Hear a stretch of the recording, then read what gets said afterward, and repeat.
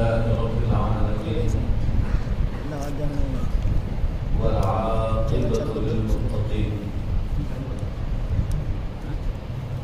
والصلاة والسلام على سيد المرسلين وعلى آله وأصحابه أجمعين أما بعد أعوذ بالله من الشيطان الرجيم بسم الله الرحمن الرحيم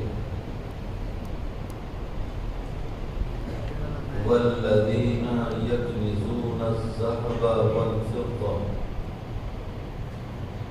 ولا ينفقونها في سبيل الله فبشرهم بعذاب أليم صدق الله مولانا العظيم وبلغنا رسوله النبي الأمين المتين الكريم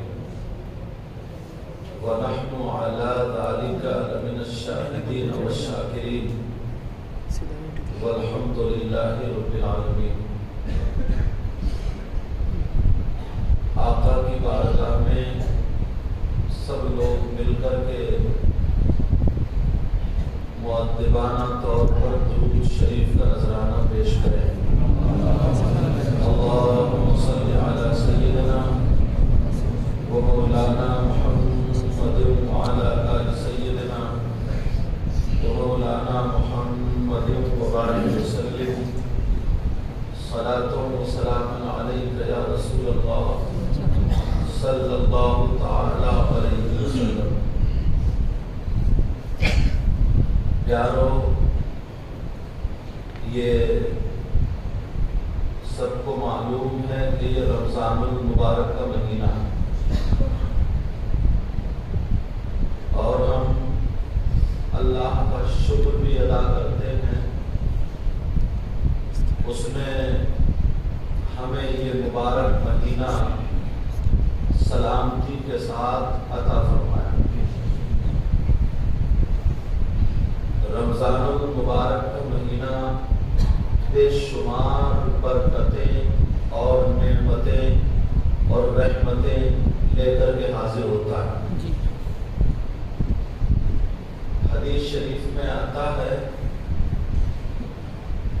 رمضان المبارک کے مہینے میں اگر آپ نفل ادا کریں گے تو اللہ تبارک و تعالی فرض کا ثواب عطا فرمائے،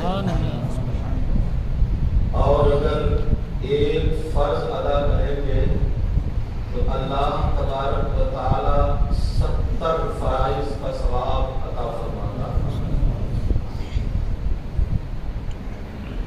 اور حدیث شریف میں ایک جملہ یوں بھی آتا ہے کہ فتحت ابواب الجنہ، اور اس کے آگے جملہ آتا ہے وہ غلقت ابواب النار، اور دوسری روایت میں ابواب النار. اس کا مطلب یہ ہے کہ رمضان المبارک کے مہینے میں جنت کے دروازے کھول دیے جاتے ہیں اور وہ غلقت ابواب النار، اور جہنم کے دروازے بند کر دیے جاتے ہیں. اس کی تشریح میں بعض محدثین نے یوں لکھا ہے کہ دروازے جنت کے کھلنے کا مطلب اور جہنم کے بند ہونے کا مطلب کیا ہے. انہوں نے لکھا ہے کہ رمضان المبارک کے مہینے میں انسان اللہ کی عبادت کر کے اللہ و رسول کو راضی کر کے اپنے نام میں جنت لکھا لیتا ہے، اور بری چیزوں سے باز آ کر کے، شیطانیت سے ہٹ کر کے، برے کاموں سے رک کر کے اللہ تبارک و تعالی کی طرف رجوع کرنے سے اپنے آپ کو جہنم سے دور کر لیتا ہے تو اس کا مطلب ہے کہ جہنم کے دروازے بند ہونا۔ تو یہ رمضان المبارک کا مہینہ، جس میں بے شمار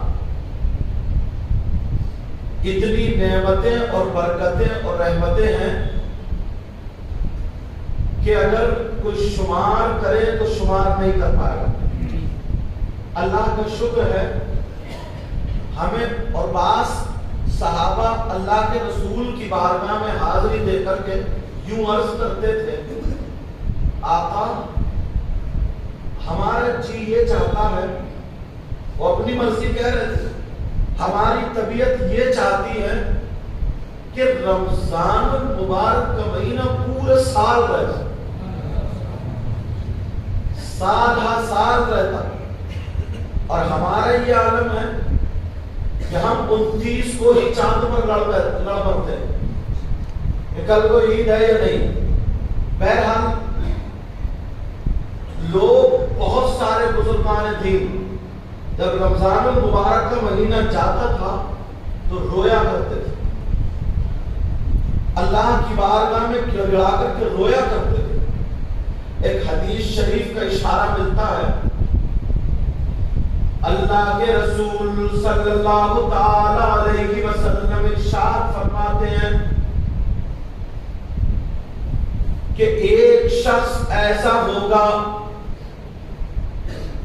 کہ حشر کے میدان میں جس کے پیچھے جہنم دوڑ رہا ہوگا، جہنم اس کے پیچھے ہوگا، جہنم کی آگ اس کے پیچھے ہوگی، اور وہ بھاگ رہا ہوگا، دوڑ رہا ہوگا۔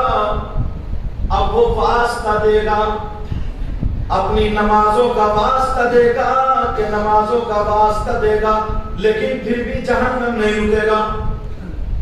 پھر اور جب آگے بڑھے گا، اپنے تمام اعمال کا واسطہ دے گا، تب بھی نہیں رکے گا۔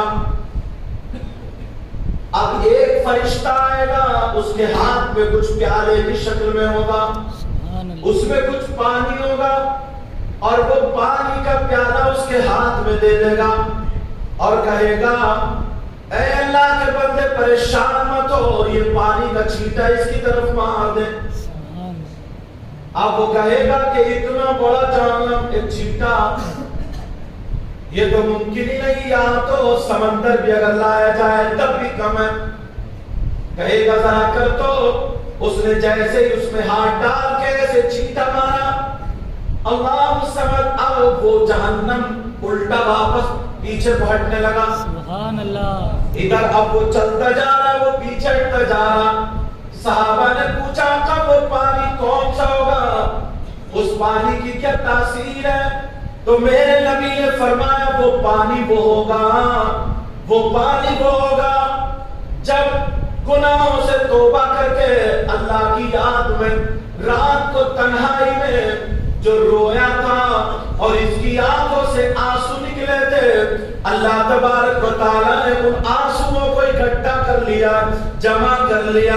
یہ کسی سمندر کا پانی نہیں ہے، کسی دریا اور ندی نالے کا پانی نہیں ہے، یہ وہ اللہ سے ڈر کے توبہ کر کے جو رویا تھا، وہ اس کی آنکھوں کے آنسو وہی پانی ہے۔ سبحان اللہ۔ آج ہمارے نفس کتنے موٹے ہو گئے، کوئی برابر میں تڑپتا ہو ویڈیو بنانے تو بیٹھ جائیں گے مگر اس کی مدد کرنے نہیں۔ کوئی ادھر ادھر آتا ہو تکلیف میں ہو، اتنے تکلیف میں ہوتے ہیں، اتنے تکلیف میں مگر اس کا دل پسیجتا نہیں۔ اب جب بات آ گئی ہے رمضان المبارک کے مہینے کی، یہ رمضان کا مہینہ اگر ایک نیکی کرو تو 70 نیکیوں کا ثواب۔ اب قرآن شریف کی آیت پیش کر رہا ہوں، بسم اللہ الرحمن الرحیم، مثل الذین ينفقون اموالهم فی سبیل اللہ۔ قرآن شریف کی آیت ہے، اللہ تبارک و تعالی فرماتا ہے اگر کوئی اللہ کا بندہ اللہ کی راہ میں ایک نیکی کرتا ہے، توجہ رکھنا، ایک نیکی کرتا ہے، قرآن میں اس کی مثال ہے، تو اللہ تبارک و تعالیٰ اس کی مثال یوں دیتا ہے، ایک نیکی کرتا ہے، ایسے سمجھو زمین میں اس نے ایک دانہ ڈالا، اس دانے میں 7 بالیں نکلی اور ہر بال میں 100 دانے تھے، ایک دانے سے 700 دانے بن گئے۔ مطلب نیکی کرنے والے کا معاملہ یہی ہے، اگر اللہ کی راہ میں ایک خرچ کرتا ہے تو اللہ تبارک و تعالی 700 گنا اس کو نیکی عطا فرماتا۔ اور آگے جملہ واللہ یضاعف لمن یشاء، اللہ چاہے تو اس سے بھی زیادہ کر دیتا ہے۔ اب موقع مجھے یاد آتا ہے غزوہ تبوک کا، اب اسلامی ہسٹری پڑھنی پڑے گی نا، اسلامی تاریخ پڑھنی پڑے گی۔ غزوہ تبوک ہے، میرے نبی منبر شریف پہ بیٹھے، کہاں بیٹھے؟ منبر شریف پہ، 9 ہجری کی بات ہے، ہجری سمجھ رہے؟ مکے سے مدینے کو، مکے کے لوگوں نے نبی کو ستایا، مدینے چلے گئے، اس کو عربی میں جانے کو، رحلت کو، سفر کرنے کو ہجرت کہتے ہیں۔ 1 سال ہو گئے، 1 ہجری، 2 سال ہو گئے، 2 ہجری، 3 سال ہو گئے، نبی کو 9 سال آگے ہو گئے، 9 ہجری۔ اب لوگوں کے پاس اتنا کھانے کو بھی نہیں، پینے کو بھی نہیں، منبر شریف پہ بیٹھ کے غزوہ تبوک کا موقع اعلان کر رہے ہیں، یا ایھا الصحابہ، میرے نبی، اب صحابہ خاموش، صحابہ چپ، میرے نبی نے منبر شریف پہ بیٹھ کر کے کہا، اے لوگوں، صحابہ حاضر کا جی، کہا اللہ کی راہ میں آج میں تمہیں دیکھنا چاہتا ہوں، کون کون کیا کیا خرچ کرنا چاہتا ہے، میرے ہاتھ پہ لا کے رکھے۔ اب تمام صحابہ آقا منبر شریف پہ کہہ رہے ہیں، اللہ کی راہ میں کون کون کیا کیا خرچ کرے گا، میرے ہاتھ پہ لا کے رکھے۔ کہا حضور ہم تو ایسے ہی آ گئے، اگر اجازت ہو تو گھر چلے جائیں۔ میرے نبی بولے میں منبر شریف پہ بیٹھا ہوں، جاؤ۔ اب صحابہ چلے، حضرت عمر کے دل میں آئی، ابو بکر صدیق مجھ سے ہر معاملات میں آگے بڑھ جاتے ہیں، آج میں دیکھتا ہوں۔ سارے صحابہ گئے، جن کے پاس جو کچھ تھا سب کچھ لیا، حضرت عمر نے اکٹھا کیا، آدھا مار کر چھوڑ دیا، آدھا لیا، اور جب ابو بکر صدیق کا نمبر آیا تو وہ گھر کی جو کھجور کے پتوں کی جھاڑو مارنے والی تھی وہ بھی لے آئے، سبحان اللہ، اور سارا کر کے نبی کے ہاتھ میں سامنے پیش کر دیا۔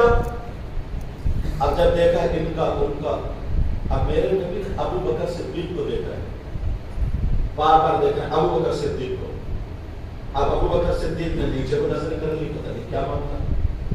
میرے نبی مسکرائے، صحابہ کہہ رہے ایسا لگتا تھا نبی کے منہ سے جیسے نور نکل رہا ہو، سبحان اللہ، سبحان اور اللہ۔ پھر نبی کی طرح ہے ہی کو آقا کیا بات ہے؟ تو میرے نبی نے فرمایا ابو بکر تم سے رسول بھی راضی، اللہ بھی راضی۔ سبحان اللہ۔ ابو بکر تعال الیہ، آئے کھڑے ہو گئے، تعال الیہ، اور قریب آئے، نبی نے یہاں پکڑا اور کھینچا، ادھر منی، کیونکہ عربی زبان، اور قریب آؤ۔ جب قریب آئے نبی نے تھوڑا سر جھکایا، یعنی منہ لے گئے کان کی طرف، اور کہا یہ بتاؤ ابو بکر جھاڑو میں لے آؤ، گھر پہ بھی کچھ چھوڑا ہے نہیں؟ ابو بکر گھر پہ بھی کچھ بچا کے نہیں، کوئی اور ہوتا تو ڈینگے مارتا، کوئی اور ہوتا تو کھڑے ہو کر کے کہتا ہاں میں نے یہ دیا، یہ دیا، یہ دیا، یہ دیا، ابو آقا میں نے اس موقع پر یہ دیا، وہ دیا۔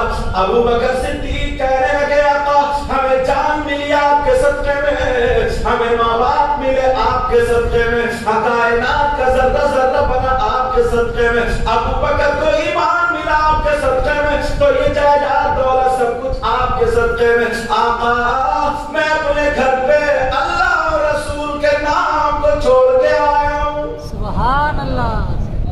جاؤ, آج کے بعد تمہارے گھر کبھی نہیں ہوگی. یہ صحابہ کا ایثار تھا. کیا تھا؟ اور بھی بہت ساری تاریخ ہے, آج چھوٹی چھوٹی ایک دو باتیں پیش کروں گا. اب صحابہ اس انتظار میں رہتے تھے نا, اس انتظار میں کہ ایسا موقع ہے, ایسا موقع ہے کہ آقا جنت بانٹے اور ہم لوٹے. ہم اور نبی اگر جو فرماتے وہ حق, آقا جو کہتے وہ سچ. جب مدینہ شریف میں آئے تو مدینہ کا پانی جو تھا نا, پانی کھارا تھا. کھارا سمجھ رہے, مطلب نمکین پانی, پینے والا نہیں. اب صحابہ سے پیا نہیں جاتا, جو لوگ آرام سے پیا نہیں جاتا. میٹھا پانی ہے, میٹھا مطلب پینے والا, شربت کا سمجھ. صرف ایک یہودی کا ایک کنواں تھا جس سے میٹھا پانی نکلتا تھا. میٹھے کا مطلب اس کنویں کا نام آتا ہے, حدیث میں بھی آتا, تاریخ میں بھی, بیر روما. کیا نام آتا ہے؟ ہاں, یہ چیز بیر بولتے کنویں کو. اب اس یہودی کے پاس تھا, وہ پانی نہیں دیتا تھا, اگر دیتا تھا تو پیسے لے کر کے دیتا تھا. ادھر تو پیسے کا معاملہ ہی نہیں, پیسہ تھا ہی نہیں.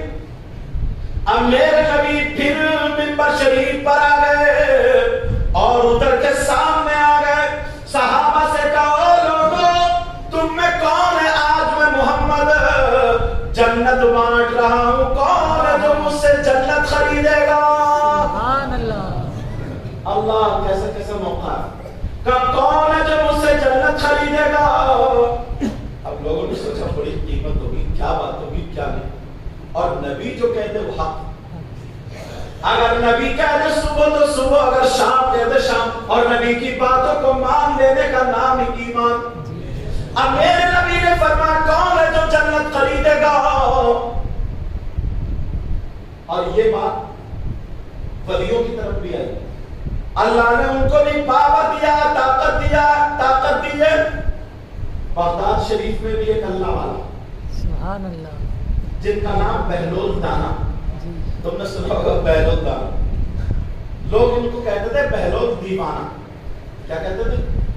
دیوانہ. یہ کام ایسے کرتے تھے ہماری آپ کی نظر میں, مگر دیوانہ نہیں تھے, دانا تھے. دانا مانے عقلمند. کیا تھے بولو؟ یہ دریا دجلہ کے کنارے پر مٹی کے گھر نا, مٹی سے ایسے بنا رہے تھے اور اعلان کر رہے تھے 10 روپے میں جنت لے لو, 10 روپے میں جنت لے لو. خلیفہ ہارون رشید کا دور تھا, جب وہ گزرے بولے بہلول دانا نہیں, تم دیوانے ہی, 10 روپے میں گئی جنت, اور وہ بھی دریا دجلہ کے کنارے پر. خیر چلے گئے ہنس کے. ادھر سے ان کی بیوی زبیدہ آ رہی تھی اپنی سہیلیوں کے ساتھ. کہا کیا بات ہے؟ کہا ایسے ایسے. انہوں نے نکالا, کہا لو ایک مکان میرے نام پر دو. انہوں نے لکھ دیا یہ مکان بہلول دانا کی طرف سے زبیدہ کے نام. چلے گئے, یہ بھی چلی. اب رات کو خلیفہ ہارون رشید سوئے. جب سوئے تو دیکھتے ہیں سامنے ایک نہر چل رہی ہے دودھ کی, اور بہت خوبصورت اونچے اونچے شخص کھڑے, اور ایک بہت شاندار شہر, مکان, بلڈنگ. کہا یہ کیا ہے سامنے؟ کسی نے کہا یہ جنت ہے. اچھا چلو دیکھ تو لکھنا سا. نہر کے ادھر سے دیکھا, سامنے والا جو کارنر والا جہاں لکھا تھا نا, کارنر والا دیکھا, یہ لکھا تھا یہ مکان بہلول دانا کی طرف سے زبیدہ کے نام. ارے جب دیکھا بولے زبیدہ کی بیوی ہے, بولے جی لکھا نا بہلول دانا, چلو گھوم گئے. بولے نہیں یہ بننے کے بعد ہو, آپ تو نہیں سی. اب صبح کو ڈھونڈتے مل رہا ہے کہ بہلول دانا کہیں مل جائے, اور پیسے بہت سارے جیب میں ڈال لیے. کبھی کبھی موقع ہوتا ہے پیسے بہت سارے جیب میں ڈال لیے, ڈھونڈ رہے بہلول دانا کو, ہاتھ نہیں آتے. اب دیکھا تو نہر کے اس پار, ادھر دریا دجلہ ادھر ڈھونڈ رہے, مکان بنا رہے. کا جنت میں پہنچ گئے. بولا آج تو 2-4 خریدا. بولے صاحب کتنے کا؟ انہوں نے چہرہ دیکھا تو کہنے لگے بادشاہ آپ کی آدھی بادشاہت میں چھوٹا والا مکان. بولے کیا جی ایک ہی رات میں کروڑی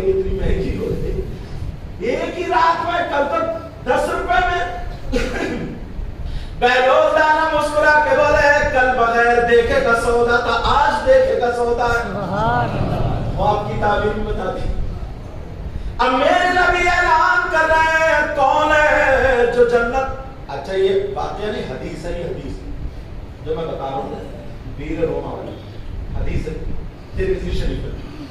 میرے نبی اعلان کر رہے ہیں کون ہے جو جنت خریدے گا. اب تمام لوگ کہنے لگے آقا بتا تو دے بتا تو دے. تمام صحابہ کھڑے ہوئے کٹے ہوئے کہا آقا, لیکن حضرت عثمان غنی آگے بڑھتے ہیں. آقا میں موجود ہوں, آقا میں موجود ہوں, اگر جان دینی پڑے گی تو دے دوں گا, اگر ذرہ ذرہ دینا پڑے گا جتنے کا مالک ہے وہ دے دوں گا. اے آقا بتا دے کیا بات ہے. میرے نبی نے فرمایا وہ یہودی کا کنواں خرید لو اور خرید کر کے مسلمانوں کو تقسیم کر دو, سارے لوگ اس سے پانی پیے, میں محمد اس کے قسمت میں جنت لکھوں گا. سبحان اللہ. حضرت عثمان غنی نے خریدا مگر اتنے پیسے نہیں ہوئے. تاریخ بتاتی ہے, حدیث بتاتی ہے اس دور کے 12,000 درہم اب کا جوڑا جاتا نا حساب تو 1 کروڑ 20 لاکھ بیٹھتے ہیں. اس دور کے تو آدھا کنواں خرید لیا.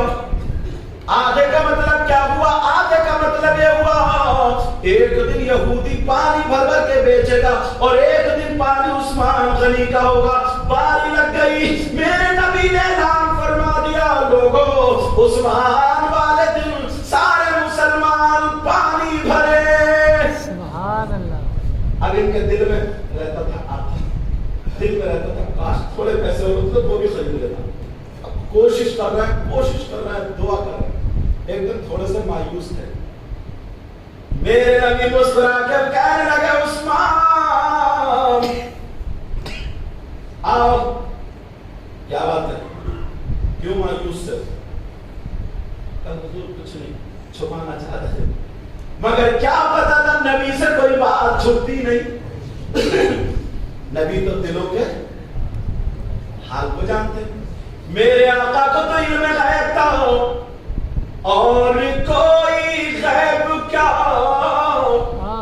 تم سے نہاؤ بھلا, اور کوئی غیب کیا تم سے نہاؤ بھلا, جب نہ خدا ہی چھپا تم پہ کروڑوں درود. اللہ سمجھے. نبی مسکرانے لگے کہ عثمان پریشان ہو تو جاؤ پریشان مت ہو, انشاءاللہ وہ جو بچا کنواں وہ بھی خرید لو گے. 17 دن تاریخ بتاتی ہے, 17 دن نہیں گزرے حضرت عثمان غنی کو تجارت میں اتنا فائدہ ہوا جو یہودی کی باری تھی وہ بھی خرید لی. سبحان اللہ. یہ نبی نے دین اور اسلام اور مسلمانوں کی ہمدردی کے لیے کیا. خود آقا منبر شریف پہ کھڑے ہو کر کے اعلان کر رہے ہیں اب ذرا آ جاؤ, اس طرف آ جاؤ. اور آقا نے یہ فرمایا جو دین کے راستے پر ہے اس کا ذمہ دار میں ہوں, جو اللہ اور رسول کی رضا کے لیے ہے اس کا ذمہ دار میں ہوں, جو میرے اصولوں پر چلتا ہے اس کا ذمہ دار میں ہوں. اب دیکھنا یہ ہے کہ یہ رمضان المبارک کا مبارک مہینہ بھی ہے. ایک اگر دو گے تو 70 اور اللہ چاہے تو